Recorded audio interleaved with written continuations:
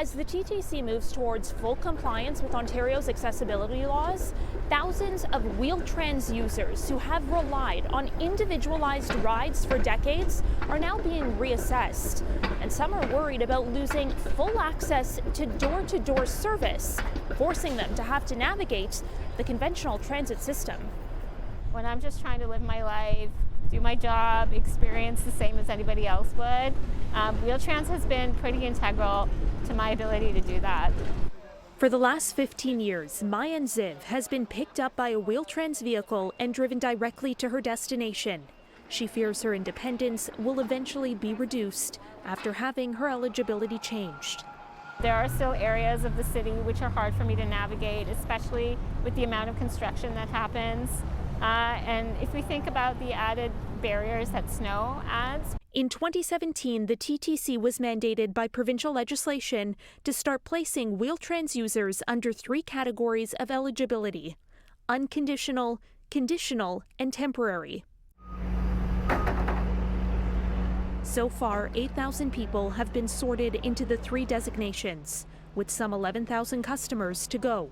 Ziv was recently assigned conditional eligibility, meaning she may have to take a bus, streetcar, or subway for certain trips. And only when that's not available or during rush hour am I allowed to book a direct door-to-door ride. I don't know if my disability wasn't reflected properly on a piece of paper. The assessment process is based on a series of questions about customers' abilities, transportation needs, and the barriers they experience, and includes a section for their doctors to fill out. Can you read signage? Are you able to take a conventional vehicle? Can you navigate on your own in the conventional system? If you're answering yes to some of those questions, then that obviously points you in the direction of, okay, maybe you could be a conditional customer. The head of Wheel-Trans says riding the conventional transit system is still completely voluntary. You have full access to door-to-door trips with Wheel-Trans if you so choose. No date has been set when conditional customers will be compelled to take the TTC, but the goal is to have everyone re-registered over the next 2 years. We do understand there's nuances. Every disability is different. All we can do is encourage customers to give us as much information as possible. Most of the customers are very confused.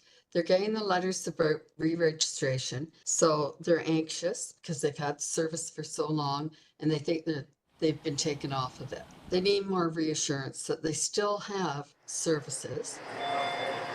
Ziv will now have to complete a functional assessment with an occupational therapist to appeal her designation. A time-consuming and unnecessary burden, she says.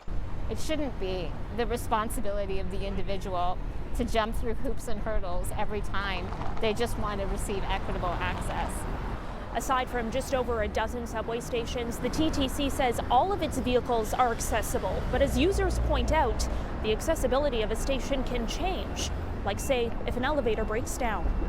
For City News, I'm Caryn Ceolin.